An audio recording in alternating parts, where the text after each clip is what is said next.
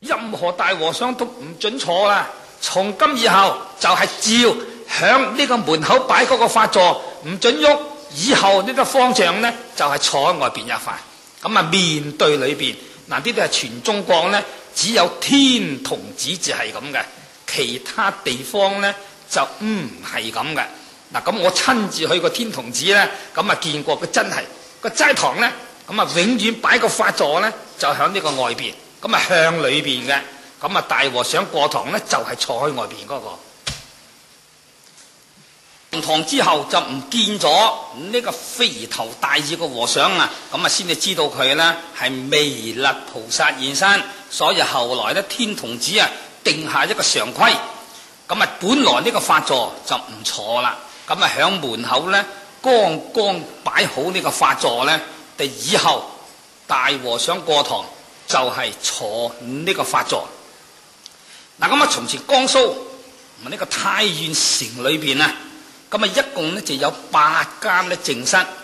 所謂淨室呢，比大叢林啊少啲啦，比起我哋一般嗰啲小廟呢，佢就大好多。咁啊都有呢個叢林呢嘅家風，不過呢就冇咁繁複，即係大體上呢都似一個叢林。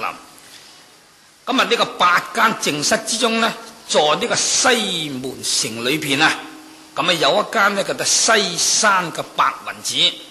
咁啊，佢就係呢個經懺佛事門庭，咁啊日呢好多法事做嘅。咁啊有一天晚上呢，咁啊呢個白雲寺啊，嗰啲嚴口佛事得太多啦，太多啦。咁啊嗰啲人手呢分配就唔係幾夠，尤其是做加持啊，即係做呢個金剛上師呢，戴呢個毗尼帽，要共掛呢個五佛冠啊，呢個當中呢位法師呢，呢種人才呢冇啦。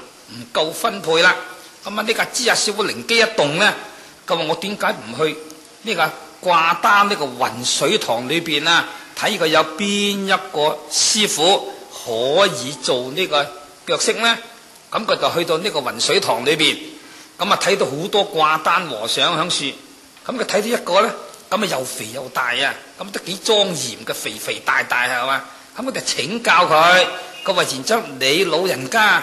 咁啊會唔會咁啊做金剛上師做加持呢？咁啊因為我哋今晚啦，咁啊常住啲佛事太多，就係人手唔夠分配。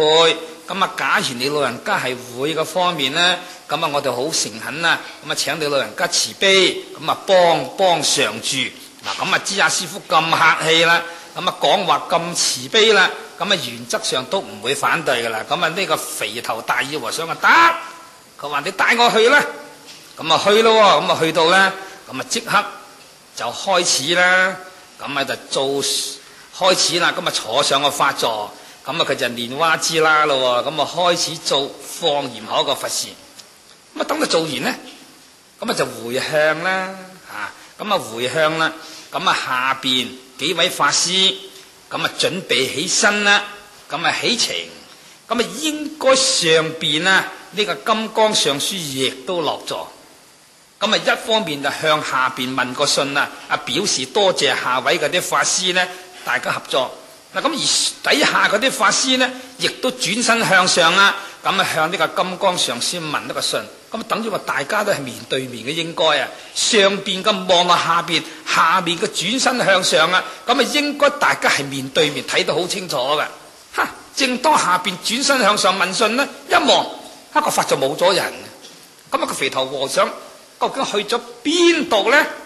咁啊，由於佛事做完，咁啊大家都好辛苦啦。咁有好多地方亦都在呢個時候呢。咁啊呢個坐中間嘅加持就唔去回向啊，亦都有咁嘅規矩，只係下邊咧法師嘅回向。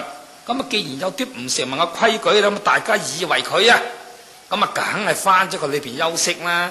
咁啊自己下邊呢幾個法師就回向啦。咁啊跟住咪瞓覺啦，乜嘢事都冇發生。咁啊第二朝啊。咁啊要上典噶嘛，咁啊通常4點鐘都就起身上典噶啦。咁啊叢林嗰啲燈火咧就好暗嘅。嗱咁啊頭山門就係彌勒菩薩，亦都包括有韋陀典，亦都包括4大天王嗰隻天王典。咁啊，梗有個香燈師傅啦。既然又有四大天王，又有彌勒菩薩，又有韋馱菩薩啦，咁啊，梗有個香燈師傅。咁啊，未上碟之前，咁啊開始打鐘啦。咁啊，佢就要起身，咁洗咗面啊，就要整下堆香燈啊。啊，每一尊菩薩前啊，都要裝一杯淨水啊。咁啊，去到彌勒菩薩整香燈咧，咁佢一睇啊，哈！今朝彌勒菩薩都咁奇怪嘅咧，好似多咗頂帽嘅喎。咁佢睇下，唔通自己眼矇？咁啊，佢真係咧，咁啊企喺度啊，咁啊嗰條頸就咁長，條身咁長，望住個佛龕裏邊睇清楚，果然彌勒菩薩咧嘅有頂咧毗尼帽，咁啊亦都掛住個五佛冠啊，有兩條帶咧咁啊掟落嚟。佢奇怪啦，咁啊即刻就報告呢個客堂。咁啊嗰個知客啊先至知得，咁啊昨晚啊我所請嘅同我哋咧做金剛上師呢位咧就係彌勒菩薩啦，係嚟顯靈啊。咁啊因此咧就立例，從今以後我哋西山白雲寺嘅彌勒菩薩就係多咗一頂咧五佛冠，亦都多咗一頂咧毗尼帽。咁啊永遠啦保留啊，就唔拆啦。咁啊呢啲咁嘅法例呢，亦都係只有佢西山白雲寺啊，為其他地方呢之所無嘅。咁啊說明彌勒菩薩呢係常常現身啊，響呢個蘇浙一帶嘅地方。嗱，咁啊有關此一位彌勒菩薩啦，佢仲有好多呢個佛法嘅意味嘅事跡。咁啊從前有個寶福和尚啊，同佢同一個時代嘅。咁啊佢就問彌勒菩薩啊，佢話究竟係乜嘢嘅佛法嘅大義咧？嗱，咁啊彌勒菩薩就孭個布袋噶嘛，咁啊佢就將嗰個布袋啊咁啊放低，兩個手一叉，咁啊企喺度。咁啊呢個寶福和尚就問佢啊，佢話然則呢個佛法啦，係唔係就係咁多咧？會唔會再有再高深啲嘅咧？咁啊彌勒菩薩佢就唔出聲喎，佢即刻放低個手，攞個布袋一挑，提起啊掛翻走人。咁你估係咩意思啊？就係學佛一個人，菩薩指示我哋個學佛人啊，我哋一方面就要放得下，咁佢放下呢個布袋，乜嘢叫做佛法呢？就係放下個布袋，就係話要我哋咧要放得下。嗱，咁啊寶福和尚問佢仲有冇深啲嘅咧？佢跟住就孭翻起就走人啊，就表示呢，我哋一方面放得下，我哋另一方面呢仲要提得起啊。嗱，放得下就係忍辱啊，我哋提得起呢就係有慈悲啊。我哋有忍辱先至大肚寬容，所謂福大就量大啊。我哋能夠提得起啊，先至可以行呢個菩薩道啊，度眾生嘅事。既能放下萬緣，又能度眾生啊！你話呢個人去唔去啊？去邊度啊？梗係去成佛啦！就好似佢提起個布袋走人，咪即係去成佛道啊！嗱，咁啊說明啦，我哋一個學佛嘅人，你想成佛呢，其實唔係好難啊。問題呢係唔係真係做到，又放得下，又提得起啊？呢兩句話講就容易，6個字，放得下，提得起，但係真係做起嚟啊，都唔係咁輕鬆，咁啊亦都唔係咁容易。我哋只有呢，就係慢慢嚟學啦，咁啊自己呢，係慢慢嚟修。嗱，咁啊彌勒菩薩佢在呢個梁朝精明年啊，咁啊丙子3月，佢就響呢個岳林寺東邊嘅走廊呢，咁啊佢打坐啊，咁啊就入滅，咁啊就去世啦。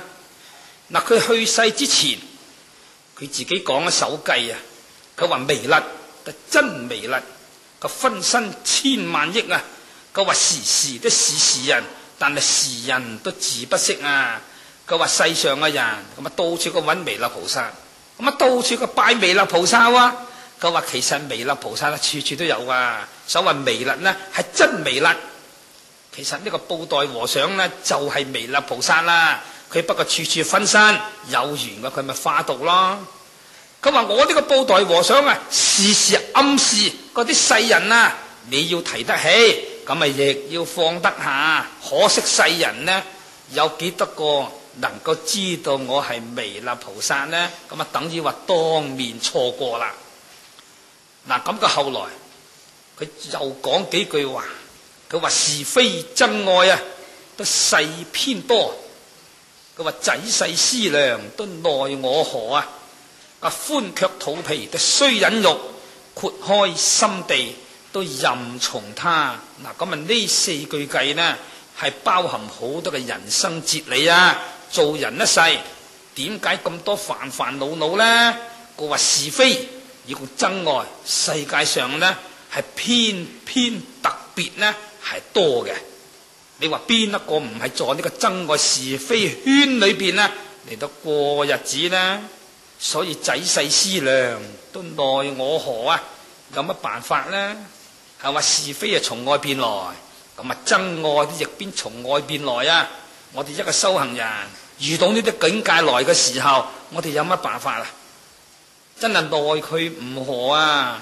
咁啊，我哋點樣先至可以奈得佢何呢？佢話寬卻肚皮，但須忍辱啊！嗱，呢就叫做放得下嘅表現啦。我哋放寬呢個肚皮，我哋忍辱啊！佢毀謗我、罵我、鬧我，我哋只有由他、任他、不理他，咁啊乜事都冇咯。嗰啲是非咪冇咯，嗰啲憎愛咪冇咯。咁啊跟住豁開心地啊，去度眾生，咁啊叫做咧就提得起咯。嗱，咁啊如果你又寬卻肚皮，須忍辱，放得下，而又豁開心地度眾生啊，又提得起，咁啊呢個人有乜發展唔向前去成佛道啊？佢話任從他，人哋毀謗我，呢啲都係外境啊，我哋唔需要俾佢轉咗佢啦，由得佢嘛。我哋照顧我哋嘅道心啊，要提得起啊，咁啊亦都要放得下，咁啊呢個先至係成佛嘅材料啊！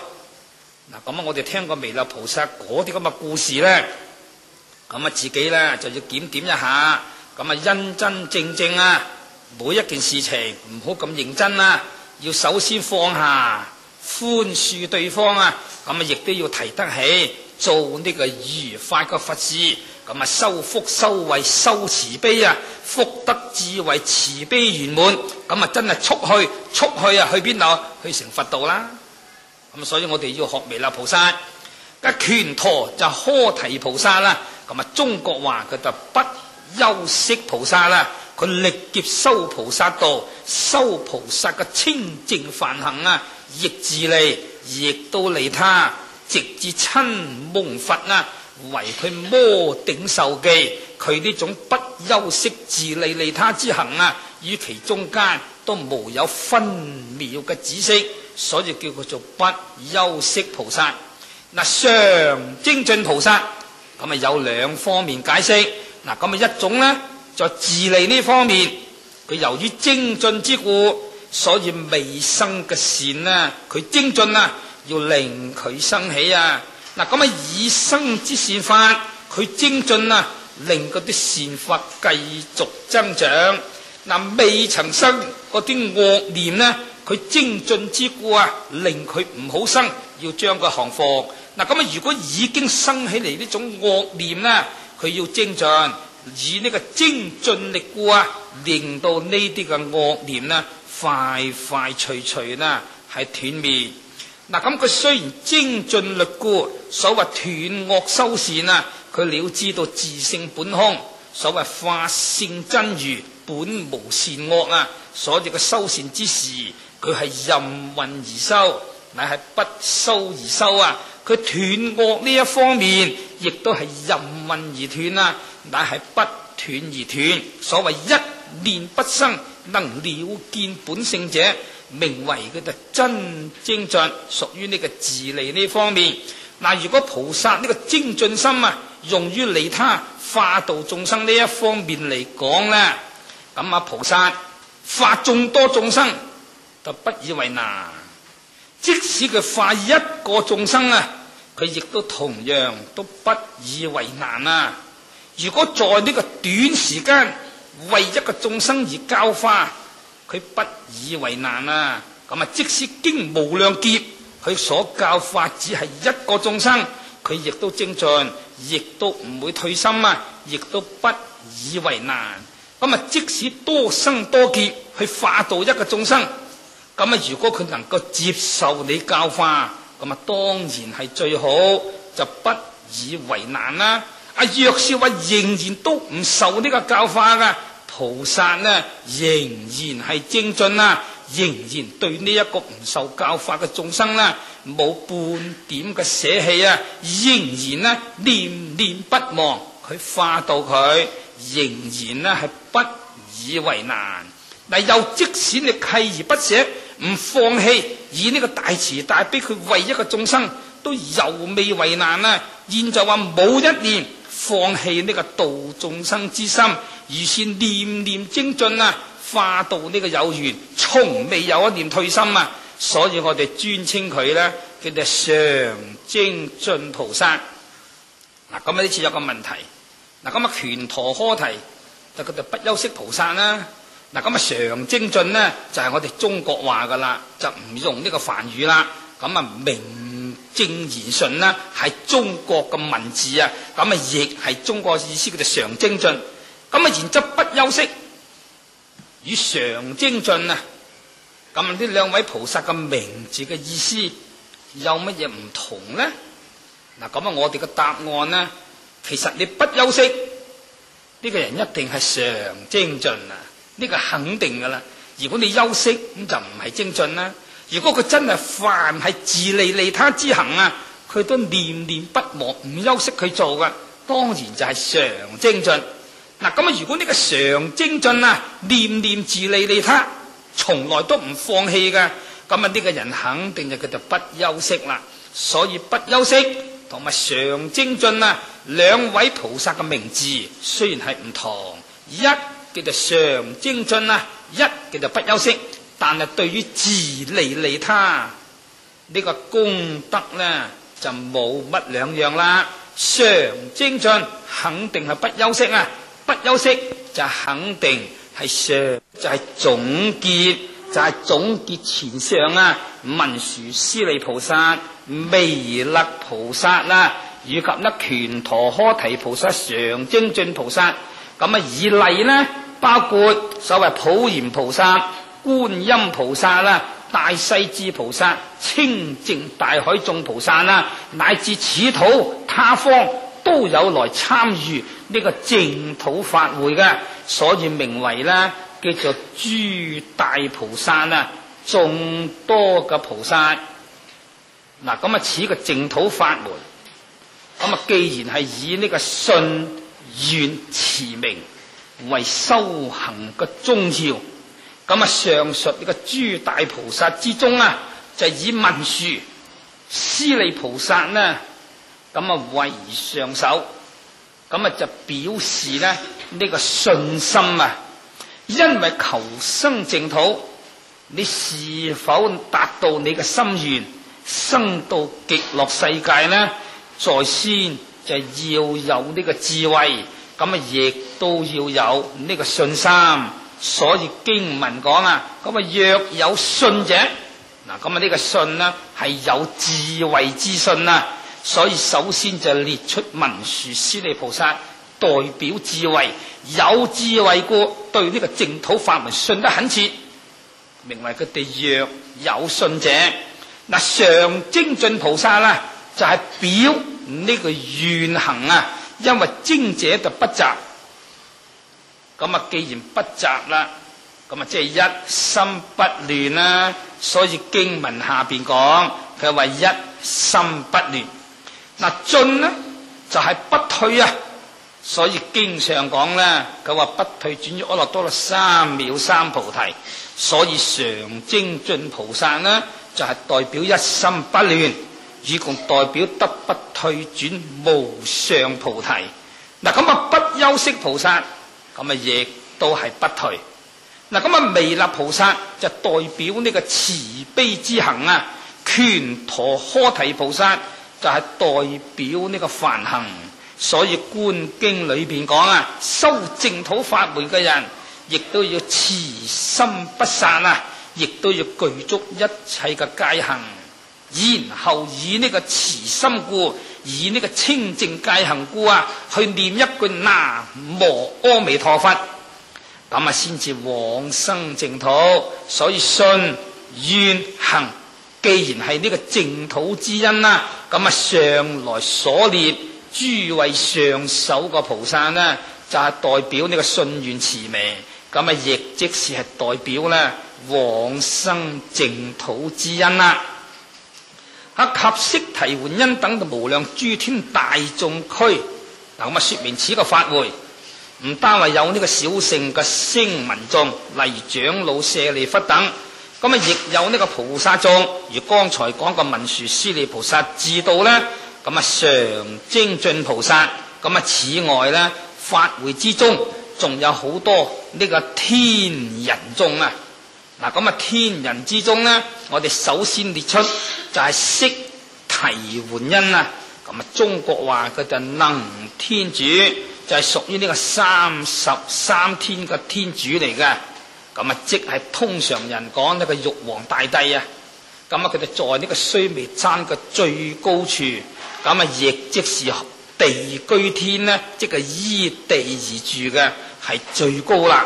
我哋從頭頂望上去，第一層佢哋4天王天啊，咁啊響呢個須彌山嘅山腰，嗱咁啊釋提桓因嘅33天啊，就係響呢個須彌山嘅山頂，名為叫做忉利天。咁啊在呢個觀音義疏裏邊講啊，咁啊地居天嘅最高咧就係釋提桓因嘅忉利天啦。咁啊釋提桓因呢就係為呢個天主。嗱咁佢因中做人嘅時候啊，佢常常咧行呢個布施啊，對於出家嘅修行人乃至婆羅門或者呢個貧苦人家有來乞求於時，或者響呢個路邊乞食之時啊，咁啊佢常常咧就以佢自己呢個袋裏邊嘅金錢或者飲食啊，咁啊就布施咧俾呢個沙門婆羅門以及呢個貧苦人，咁啊結下如是嘅善緣，種下如是嘅大福啊，所以佢生到呢個釋提桓因啊，呢個忉利天啦裏邊享福。嗱咁啊點解又叫做33天呢？就係佢往昔啊有一生，咁啊生在呢個迦葉佛世啊，咁啊當時有個女子，佢就見到呢個佛塔裏邊呢個迦葉佛啊，呢個佛身已經咧係毀壞啦。咁啊既然佛身毀壞啦，咁佢就發心修塔啊，咁亦都發心咧修補呢個佛像。咁啊當時佢自己嘅能力有限啊，佢就求32個人嚟到幫助佢。咁啊結果呢32個人呢覺得咧係一件好事，所以就幫助佢啦。咁一共係33個人呢，咁啊以此啊修補佛塔啊，係修補佛像嘅功德嘅福力。咁啊生到呢個忉利天，咁啊忉利天嘅前後左右啊，咁啊有32天，咁啊就俾呢個32個人呢幫佢嘅人之所住，而佢自己發心呢一件功德事啊，佢就做呢個33天嘅天主啦。嗱咁啊我哋從呢啲咁嘅故事咧，我哋知得啊呢個布施呢係一件大功德事啊，尤其是布施呢個貧窮者。所以我哋見到嗰啲乞兒啊，或者見到街上嗰啲殘廢噶，咁啊如果我哋個袋裏邊有嗰啲零碎錢咧，咁啊原則上咁啊對你係唔會損害，等於話你俾咗嗰幾個零碎錢佢咧，你個經濟啊唔會發生問題。但係對佢咧，如果大家都幫助佢啊，所謂集腋成裘，對佢係有好處。咁所以我哋每一次做呢個布施功德，於自己無損啊，而令對方有好處，包括咁啊布施呢個殘廢者啊，亦都包括我哋放生啊，我哋夾埋呢個清淨嘅資財，買嗰啲生命咧嚟到放咗佢，都係求福，都係屬於一種咧長壽之恩嚟噶。咁無量諸天大眾區，嗱咁啊天就有欲界天、色界天、無色界天啊，咁啊即係三界諸天，所以用呢個無量兩個字咧嚟到代表。嗱咁啊天咧就有好多種意思嘅，名為佢哋晝啊，就係佢白天嘅時間長，咁啊晚上嘅時間短。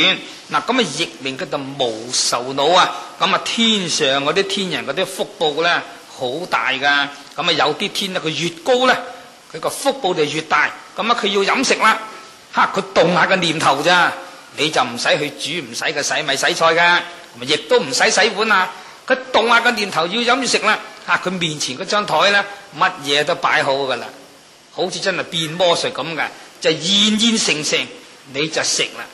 咁啊食完咧，你都唔使洗碗啊，唔使搬啊，冇晒。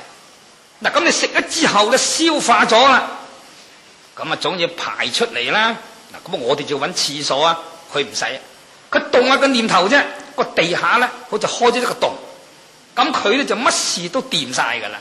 等你個做完咧，嗰個地下咧佢就合翻嚟，唔會有味道嘅。嗱咁呢啲就福報啦。我哋邊有咁大個福報？我哋冇咁大個福報啊。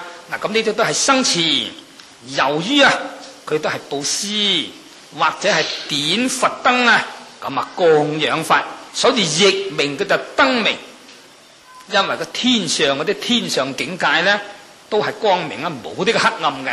咁啊由於宿生啊唔單布施結緣戒殺放生啊，佢亦都常常燃燈嚟得供佛，所以生到呢個天上享福之時，佢都冇呢個黑暗啊。嗱，所以我哋無論廟裏邊又好，你屋企供養菩薩佛又好，總之係三寶嘅，你哋要點盞燈啊，唔好搞到個地方啦咁啊黑麻麻。咁你既然有心供養三寶、供養佛、供養法啦，咁你點解夜晚唔點埋盞燈咧？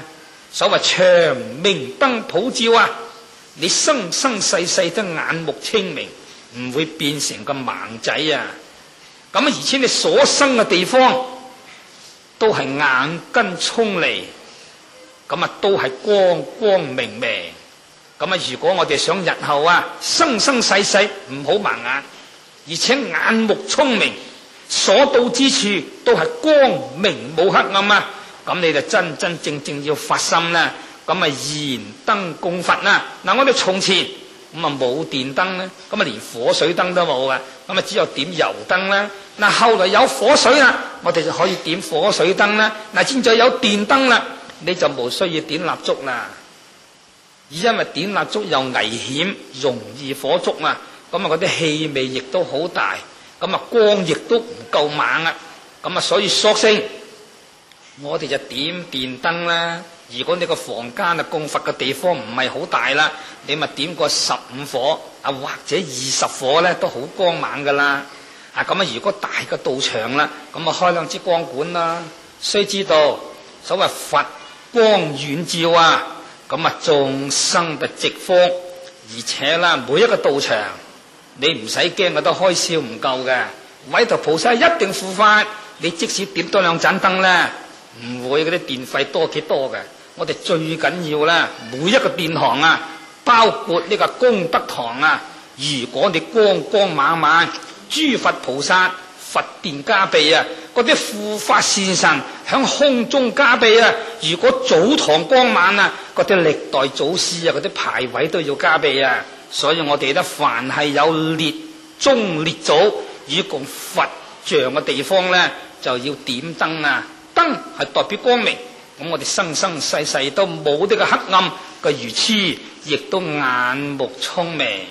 嗱大眾咧就係包括前文聲聞眾、菩薩眾啊，咁啊亦都包括呢個天人眾。嗱因為聲聞佢話住於呢個空理啊，同埋證呢個小乘空理阿羅漢果。由於佢常常都係隨從佛呢助佛轉法輪，所以佢就列於第一。先講呢個聲聞眾啊，所謂長老係舍利弗啦。嗱天人咁啊佢做呢個外父啊，扶持佛法，尤其是每一部經典，咁啊講完啦，咁啊最後咧結文都係話諸天護法善神天龍八部啊，咁啊扶持此經法，咁啊信受奉行。所以天眾屬於護法啦，屬於外護，佢就排列於最後啊。嗱，咁啊菩薩即係文殊師利菩薩，乃至到盡空遍界嘅菩薩，佢不落於呢個空理，咁啊亦不落於呢個有為，佢就表示中流入呢個中道佛性啊，佢能夠紹隆佛種啊，能夠住持佛法，如影隨形。所以佢就介乎咧聲聞眾之後啊，就在呢個天眾之前，咁啊排列於呢個中間呢，就表示菩薩道者呢係中流入。所以本經呢有關呢個法會嘅大眾，先列聲聞眾，咁啊後列呢諸天眾啊，咁啊中間呢就係菩薩眾啊。都係有咁樣嘅意思噶，就表示呢個淨土法門淨土法門所謂不空就不有，亦都即空即有啊，純粹咧顯呢個中道。咁啊，亦即是話我哋念一句南無阿彌陀佛啊，日後往生淨土，咁啊見佛聞法，與諸上善人共聚一處。到時你想唔開悟，你想唔證到中流入個佛道無上菩提都幾難啊！所以淨土法門就係表示呢個中道嘅無上妙法。嗱，又始終呢個中字，咁啊亦都包括啦所謂無色界同埋呢個三惡道，地獄惡鬼畜生呢個有緣嘅眾生。咁啊點解呢？咁啊恐防有人問啊，嗱，聞到呢個天，咁啊有呢個無色界天喎，咁啊無色界就四空天啦。咁佢只係咧留翻呢個第八阿賴耶識啊，佢都冇咗呢個色身噶啦。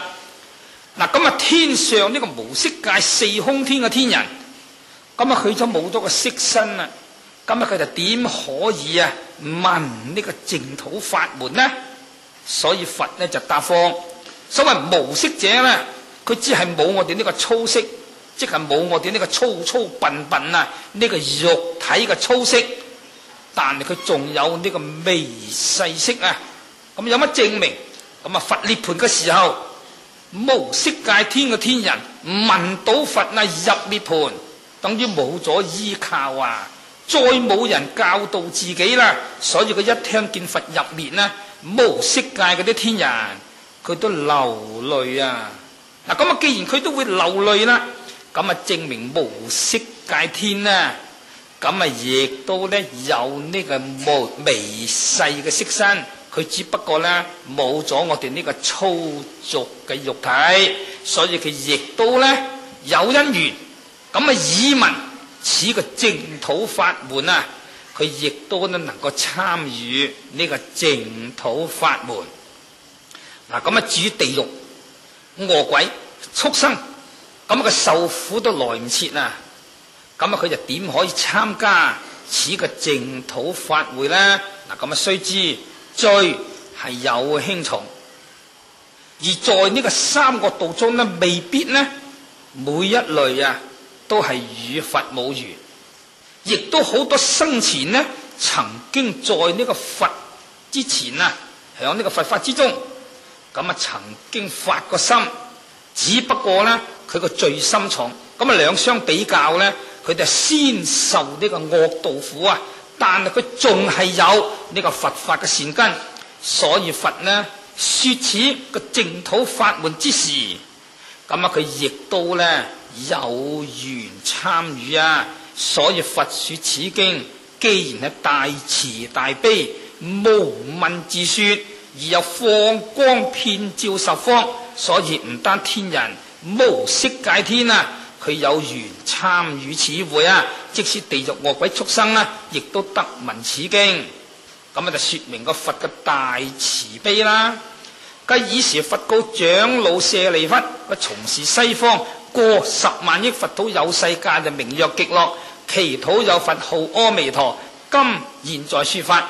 嗱，咁上文呢，就佢哋六種成就，從如是我聞，同埋一直至到呢，佢就無量諸天大眾區有如是呢個淨土之法，有阿難親從佛聞啊，亦都有說法嘅教主，我哋嘅師長釋迦牟尼佛啊，咁亦有呢個說法嘅地方，在呢個祇樹給孤獨園，在呢個大眾之中，當時參加法會嘅有聲聞眾，有菩薩眾啊，咁亦有諸天眾，咁六種成就都具足啦，咁證明此一部經呢，就係佛說，咁屬於呢個序分呢，就已經係講完。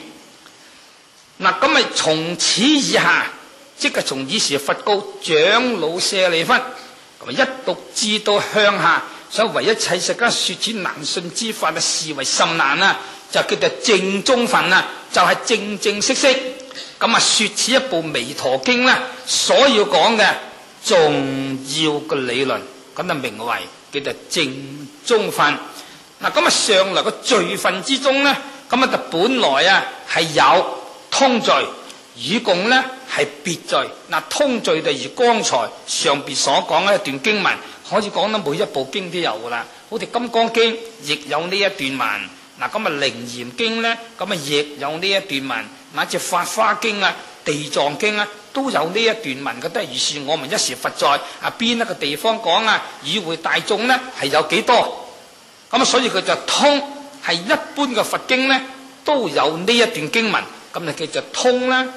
嗱，但係亦都有別序嘅。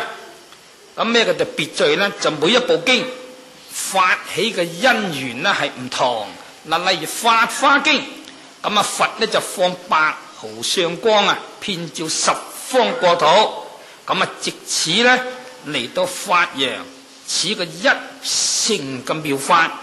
嗱，《維摩經》就以維摩居士響呢個毗尼耶城咁示疾而說此嘅不二法門。嗱，《楞嚴經》呢就係由阿難尊者示墮吟室為發起，乃至到諸經都係有問在先。咁然後佛呢承住呢個問者所提出所問咁然後就一一為佢宣揚嚟到解釋啦。咁佢就別序啦。嗱，咁讀係此經呢，只係有通序嚟到正信，就係冇呢個發起序啊。所以開章就說，佛告長老舍利弗，佢從時西方過10萬億佛土，咁有世界名曰極樂其土，有佛號阿彌陀，今現在說法，咁說出西方淨土咁依正而報，功德莊嚴，使到眾生厭離呢個娑婆世界之苦而發心持名念佛求生淨土，咁從此生起捨苦隨樂之心，咁亦都係佛大慈大悲，為諸眾生作不請有，唔使人家哋問，唔使人家請所謂無問自說，使到呢個娑婆惡俗嘅眾生聞咗佛呢個大慈悲，唔需人請問而自己說出呢個淨土法門，呢個甚深嘅意義，從此都信受發願持名，咁就保證可以往生極樂世界，亦都保證從此咁截斷呢個娑婆世界個生死河流，斷絕咗呢個娑婆世界呢個煩惱嘅痛苦而一生即此一生就可以超三界而生到極樂世界。嗰位以時得佛告長老舍利弗，咁以時就係正當上文嘅6種正信通序講完已經之時，咁亦係佛嘅大慈大悲無問自說之時。咁現在佛在咁多個法會大眾之中，唔同第二個人先講單獨咁同舍利弗尊者講說話，因為此一位尊者在呢個小乘弟子之中，就係以呢個智慧第一。我哋即使咁相信佛講我哋修持嘅淨土法門，要以智去生信啊，先至叫做正信啊！我哋以呢個智慧心去發願往生淨土，名為叫做正願大願啊！我哋以呢個智慧起行啊，受持一句南無阿彌陀佛，咁啊叫做妙修行啊！從相信、發願、持名啊，由始至終都不離一個智字。咁啊，智就係舍利弗代表，所以佛呢就首先咁啊叫一聲，佢話舍利弗。嗱，咁啊有佛告舍利弗呢，咁啊一個人呢，只係同舍利弗講啦。嗱，咁啊亦都可以說為以此類推，亦都普告啊，在會一切嘅聲聞，在會一切嘅菩薩啊，在會一切嘅人天大眾啊，亦都包括我哋末世嘅眾生啊，亦都包括我哋呢個法會呢所有嘅聽眾。有關呢個淨土嘅法門，所謂三根都普備啊，你上根或是中根或是下根都可以修持嘅淨土法門。咁啊亦都利鈍齊修啊，無論你係上根利智或者呢好愚痴好暗鈍啊，但係淨土法門通通收攝啊，利者鈍根者都可以念佛。你只要發心念一句南無阿彌陀佛啊，皆得往生啊，皆得不退轉於阿耨多羅三藐三菩提，包括在座諸位在內。嗱，咁啊，我哋現在就係人，咪大家都係人。我哋呢個娑婆世界裏邊呢，咁啊，在呢個人道之中呢，好多都係人，唔好話講其他嘅畜生啦，我哋講我哋人。嗱，我哋呢個世界裏邊呢，就有幾十億人口嘅，咪大家都知得有歷史可查嘅。嗱，我哋在呢個人道之中，咁啊念佛啦，嗱咁啊求生淨土咯。嗱，咁啊念佛呢都有三種唔同嘅。嗱，有一種叫做極閒人啊，咁啊呢一部分呢，就多數嗰啲有錢啊，所謂嗰啲婦女啊，嗰啲有錢嘅人家。咁啊，丈夫就去外邊做生意，或者做生意，或者咧做其他嘅事業。嗱，咁啊，佢自己喺屋企咧，真係冇咩事做噶啦。咁啊，都係享福嘅，等於話一個好清閒。嗱，咁啊，一般咧以香港人嚟講咧，呢啲清閒嘅女子咧，咁啊，佢一瞓就瞓到12點，咁啊起身咧，咁啊洗下面打扮下，就去飲茶，咁啊跟住就去公司啊，睇佢有咩好嘢就買翻啲。嗱，咁啊呢種清閒呢，就變成浪費咗呢個光陰啦。所以如果我哋一個極閒人啊，唔使負擔任何責任，而係享福嘅啦，等於話時間就好多啦。咁你應該爭取啊呢個時間，咁啊晝夜6時持念阿彌陀佛啦，咁啊誦此一卷啦，所謂阿彌陀經啊，以你呢個清閒嘅時間念佛誦經啊。咁啊，準可以往生。嗱，第二類就係佢哋半閒特半忙人。咁你話佢閒嗎？啊，佢有啲工作喎。啊，你話佢做工作嗎？佢亦都好閒。呢啲通常咧，或者嗰啲做經理㗎，啊，或者咧自己做啲少少生意，做個小老闆啦。咁啊，有時佢都要應酬下啦，買下貨咧。但係佢一做妥交俾嗰啲工人做啦，咁啊佢就比較清閒啲啦。呢一類咧叫做半閒。佢就半忙人啊！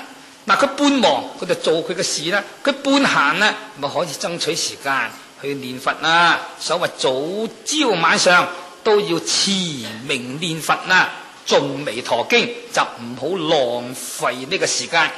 嗱，咁啊第三呢，就係極忙人啦。嗱，咁啊有類呢，所謂為口奔馳，佢好忙嘅，但係總唔能夠24個鐘頭做事啊。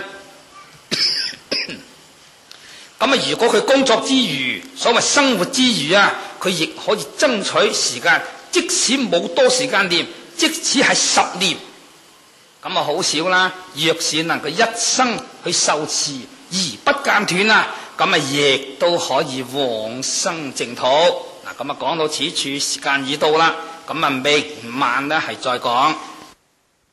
從是西方過10萬億。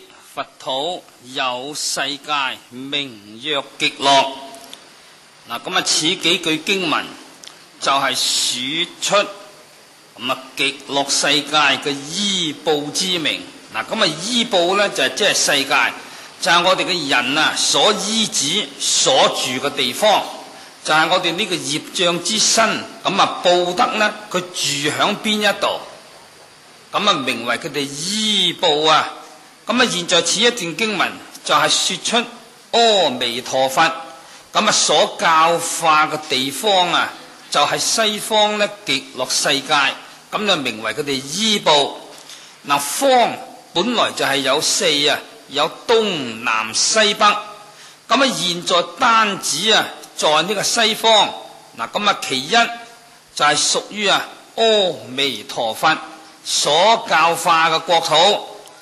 咁啊其次呢，就係令我哋呢個發願持名求生淨土嘅人，咁啊一心一念念阿彌陀佛而求生嘅地方呢，就係西方極樂世界，不是餘方。咁啊呢個心專一之故，咁啊容易咧係入道。所以單指呢，就係西方啊，就唔止呢其他東南北呢幾個方向。佢話從是西方而去，嗱過就係經過有10萬億佛國土咁遠，咁啊嗰個地方呢，就有個世界佢哋極樂。嗱咁啊此啲經文嘅意思啦，我哋分開有時就有理啊。嗱如果若呢個時相呢方面嚟講，咁啊的而且確，咁啊娑婆世界就係以呢個一個3000大千世界呢係唯一國土。嗱但係有啲世界呢，就用2個或者3個啊3000大千世界唯一佛土嘅。嗱今日在法華經，佛啊為富樓那尊者授記未來成佛啊，就以恒河沙等3000大千世界係唯一佛土。嗱咁啊有法華經啊，在呢個如來壽量品裏邊，佢話說從東方而去啊，咁啊世界之多呢，多到啊用嗰啲世界碎為微塵啊，以一粒微塵當一個世界，咁啊說明呢，從東方而去啊，有碎為微塵咁多個世界嚟到佢形容，咁啊變成我哋娑婆世界呢，只係用一個3000大千世界唯一佛土呢，咁我哋呢個娑婆世界呢就好少啦。所以現就話過10萬億佛國土，雖然說係好遠，但係如果望於啊咁啊東方世界咁無量塵典劫數嘅東方呢，咁啊始終所謂過10萬億國土呢，就亦都唔係話算得啊，係好遠啦。嗱咁啊例如在呢個太空嘅時代，嗱咁啊舊時冇呢個太空科技發明呢，咁啊你話世界之外有世界呢，嗰啲人實鬧你㗎，實鬧你㗎，佢根本就唔相信啊，唔好話見到。嗱咁啊現在呢個太空科技發明啦，咁啊我哋從呢個電視啊，從呢個報紙啊，從呢個種種嘅宣傳嘅媒介裏邊呢，我哋就得到好多呢個知識啊，了解到世界以外呢係仲有世界，所以就話從此而去過10萬億佛土有個世界名佢哋極樂。嗱由於我哋今日呢個太空時代個科技證明，所以世界之外呢仲有其他世界。咁啊證明就佛所說呢，即使話過10萬億佛土有個世界名曰極樂啦，從呢個事實上嚟講呢係實有噶。嗱咁啊如果話若啊呢個理性呢一方面嚟講呢，其實啊所謂西方極樂世界去此10萬億佛國土咁遠，其實呢就只係近在咫尺。因為我哋呢個心呢真係啊包羅萬有啊，所謂豎窮橫遍。嗱咁啊我哋無論做吉祥佛事，就或者做嗰啲所謂超度佛事，咁總要讀疏啦。嗱，呢個疏頭裏邊就有講啦，佢話大圓滿國應即西權，係心包太虛就兩洲沙界。嗱，由於我哋呢個心既然包太虛啦，咁當然係十方虛空都在我呢個心裏邊所包含。咁一念心中既然包含十方虛空啊，咁不能說佢係好遠咯。嗱，由於個兩洲沙界啊，亦都不能說佢係近，所以不論說遠說近啊，都不離當念啊，淨土穢土呢，亦都不離一心。何來呢個遠近之相可得呢？我哋一念埋，咁仲有呢個娑婆世界流轉生死，咁覺得西方世界啊就係遠之又遠啦。嗱，如果我哋一念覺悟啊，所謂當下即時萬法唯心啊，我哋一念心中具足諸法，咁就變成呢虛空，乃至阿彌陀佛國土啊，都係我心中嘅虛空，係我心中嘅佛國土，就無所謂呢係遠近啦。所以現在若呢個事實嚟講呢，咁現在佛話佢從事已去啊，過10萬億佛土有世界名曰嘅就極樂。嗱，咁始終有個問題，嗱，十方國土就係清淨莊嚴，亦都可以講十方諸佛國土，大家都係清淨莊嚴，無有兩樣。咁何故我哋現在啊唔發願生去其他嘅方，而釋迦牟尼佛亦都呢唔勸我哋生其他嘅方啊，而偏偏指定西方，咁勸我哋念佛而生西方淨土呢？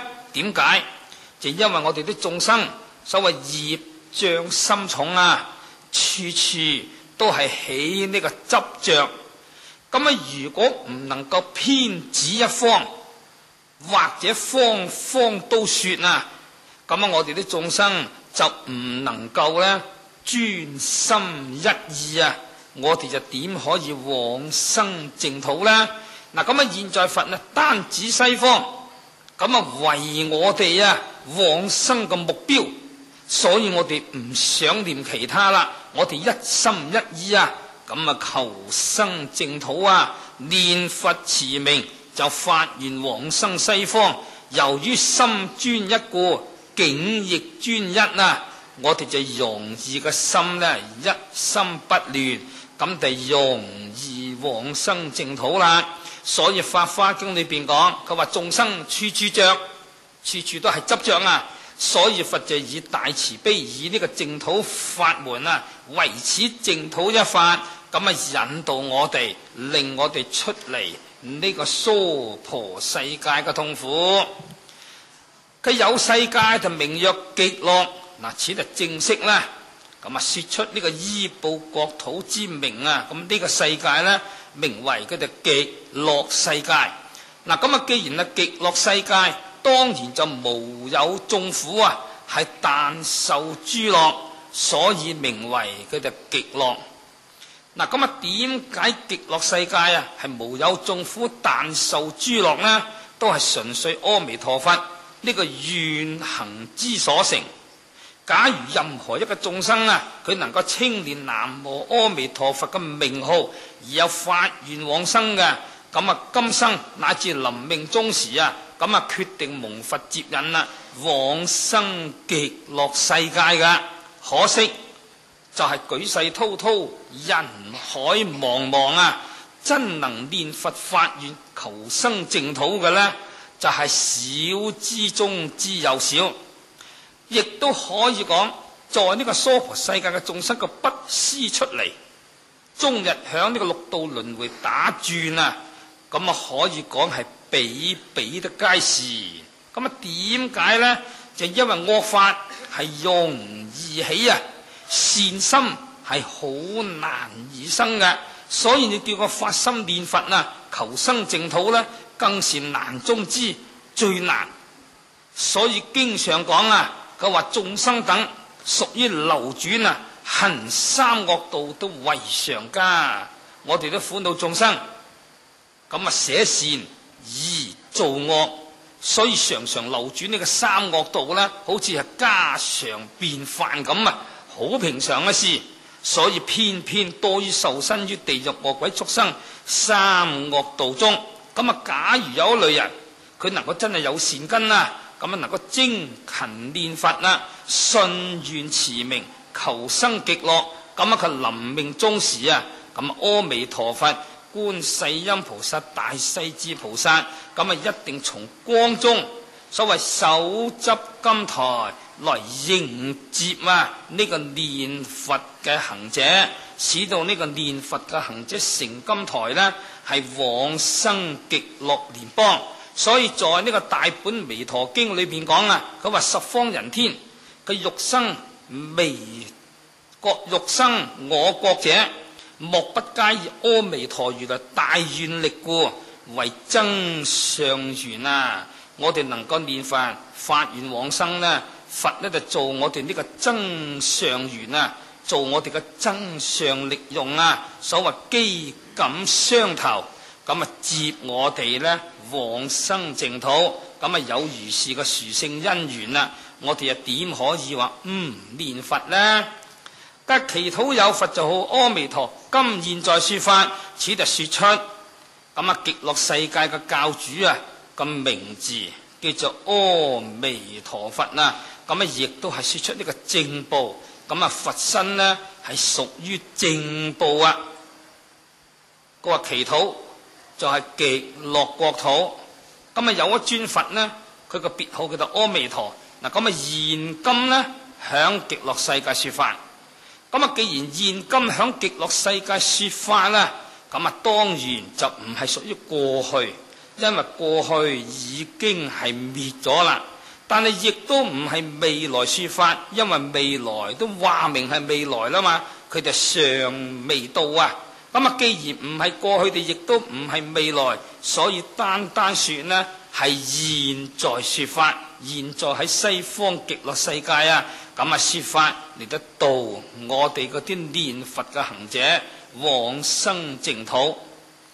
嗱，咁啊如果我哋詳細嚟到分析一下，包括我哋嘅教主釋迦牟尼佛與個西方極樂世界阿彌陀佛，都可以說為呢係現在說法，因為現在係釋迦牟尼佛嘅佛法啊嘛。咁啊，都係現在說法啦，只不過其中呢，就係有少少嘅唔同。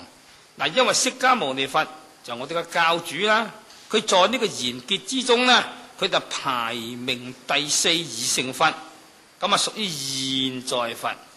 我哋現在所歸依嘅係歸依釋迦牟尼佛啦，我哋所學嘅係釋迦牟尼佛嘅佛法，所以屬於呢係現在佛。咁啊，同阿彌陀佛呢現在說法一樣，但係其中呢就有呢個少少嘅分別唔同，就係釋迦牟尼佛佢在千佛中，佢雖則嘅排名第4啊，但係現在呢早已經呢係入滅啦。咁啊，而且在呢個末法時期，我哋亦都生在佛後啊。咁啊，無緣親近佛，所以我哋嘅教主釋迦牟尼佛呢，就成為現在佛中之過去啦。咁啊，現在仲係釋迦牟尼佛嘅佛法，咁屬於現在說法啦。但係佛已經入滅，咁啊屬於現在中之過去。但係阿彌陀佛呢，現在今時今日，咁啊正在極樂世界而說法，咁啊屬於呢個現在說法。咁啊，只要我哋真真正正相信發願持名念佛啦，咁啊肯定往生淨土。咁啊現在呢，就得到親近阿彌陀佛，聞佛說法，咁啊與諸上善人共聚一處啊，當然係會證入呢個不退轉於阿耨多羅三藐三菩提。嗱，咁啊如是嘅殊勝之法，如是嘅殊勝因緣啊，我哋如果都仲係當面錯過，唔肯相信法願持名往生呢，咁啊真真正正係好可惜嘅。嗱，咁啊至於話說法呢方面，咁啊此經文裏邊啊，無論正報嘅佛身，乃至諸上善人，咁啊正報說法啦，亦都包括所謂呢個七重行樹、七重羅網啊，都係四寶所成，皆演法音呢，就屬於呢個依報之中說法。咁啊，無論正報嘅佛身、菩薩身，與共依報嘅行樹羅網啊，都既然係演說妙法音啦，所以屬於係現在說法。嗱，例如大本彌陀經裏邊講，佢話阿彌陀佛就為諸菩薩聲聞諸天世人，廣宣大教敷演妙法，莫不因言悅識，心得解悟，特各有所得。嗱，又話東方恒河沙數諸佛，各顯無量菩薩聲聞至阿彌陀佛所，咁啊聽說妙法啦，四維上下的亦復如是，咁啊屬於正報嘅佛身啦，係為諸大眾說法。嗱，咁啊此經呢，就只係說祈禱有佛號阿彌陀，咁啊現今響極樂世界說法啦，咁啊屬於呢個正報之佛身說法啦。嗱，咁啊至於呢個依報之中說法呢方面，我哋在呢個經裏邊呢，亦